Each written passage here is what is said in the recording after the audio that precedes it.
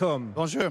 Good afternoon, merci de nous accompagner aujourd'hui et d'avoir choisi BFM Business et BFM Crypto. Vous êtes donc l'un des Big Five mondiaux de l'écosystème. Vous émettez Circle, on le rappelle, le deuxième plus gros stablecoin du marché, l'USDC. Les stablecoins, ce sont ces cryptos qui suivent la valeur des devises fiat, comme le dollar ou l'euro, qui promettent une forme de stabilité tout en offrant cette souplesse des cryptos. On va vous demander ce que pour vous, les stablecoins vont changer à l'avenir du monde, vos ambitions aussi en France et en Europe. Et on va démarrer d'ailleurs, Jérémy Allaire, par cette grande annonce. Justement, l'Europe, pour vous, c'est Paris. Après Binance et Crypto.com, vous êtes le troisième géant des cryptos à choisir Paris pour développer votre activité européenne. Vous l'avez annoncé cette semaine. Il y a pourtant d'autres pays propices aux cryptos en Europe. Et puis la réglementation va devenir commune à tous les Européens dans quelques mois. Pourquoi avoir choisi la France pour entrer, surtout pour vous développer sur le marché européen? Why did you choose France as your European hub and not another European country? Merci beaucoup de m'accueillir à votre émission. Nous avons choisi la France. C'était un choix assez simple. Nous développons notre activité et donc nous souhaitons être en mesure d'opérer notre infrastructure de stablecoin à travers le monde et nous souhaitons pouvoir le faire de manière qui respecte les réglementations, de manière réglementée.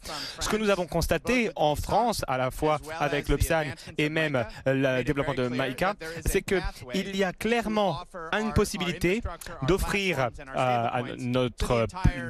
proposer notre plateforme et nos stablecoins à toute l'Union européenne. Et donc, lorsque nous nous sommes penchés sur les différents pays européens et nous avons dû choisir un pays européen pour notre siège réglementaire, eh bien, le gouvernement français avait le plus grand sponsorship de l'industrie blockchain. Il y avait un cadre réglementaire clair qui était déjà en place, bien plus avancé que dans d'autres pays.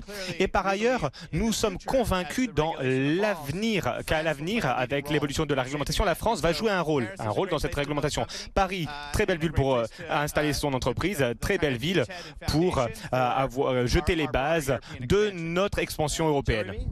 Installer son siège européen à Paris, ça signifie des investissements locaux. Quel recrutement comptez-vous faire et combien comptez-vous investir? Setting up your European headquarters in Paris means local investments. What recruitment do you plan to make and how much do you plan to invest? Nous nous développons à travers le monde. Donc, nous créons des entités réglementaires et nous souhaitons y bâtir toutes les fonctions support nécessaires pour soutenir le marché.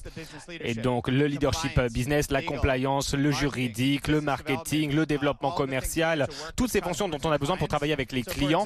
Alors, à titre d'exemple, l'an dernier, nous nous sommes développés à Singapour. Nous venons de recevoir notre licence et nous commençons à être opérationnels là-bas. Nous avons déjà 35 personnes. Et donc, lorsque l'on s'intéresse à un marché comme l'Europe dans son ensemble, on s'attend à un recrutement pour toutes ces fonctions. Et nous recrutons déjà aujourd'hui. Je n'ai pas de chiffres spécifiques en tête car nous allons voir comment cela se développe. Quoi qu'il en soit, nous avons besoin de toutes les capacités fondamentales d'une entreprise ici à Paris et bien évidemment pour accompagner et soutenir le reste de la région. La question que j'aimerais vous poser est une question de régulation. Aux États-Unis, c'est bel et bien différent de l'Union européenne. Avec l'histoire et ce qui s'est passé sur le BUSD, n'avez-vous pas peur un jour de voir l'USDC considéré comme un security? This question is about regulation and the different way of American people, but also European Union are approaching this regulation. My question is the following. Are you afraid to see one day USDC considered as a security by the Security Exchange Commission? L'USDC a été conçu et réglementé depuis 5 ans en tant qu'une devise électronique, une technologie de paiement. Nous avons choisi ça comme voie réglementaire car c'est ce que c'est. C'est un token de paiement, c'est un moyen d'échange sur la blockchain. Et je pense que c'est ce cadre qui est appliqué par les gouvernements dans le monde pour les stablecoins. Donc les responsables des systèmes de paiement ou les superviseurs sont ceux qui superviseront le stablecoins au Japon, à Hong Kong, à Singapour, à Londres, au Royaume-Uni et aux États-Unis également. La recommandation de la Maison Blanche, la Réserve fédérale, le Trésor insiste sur le fait que le paiement en stablecoin doit être réglementé de cette manière.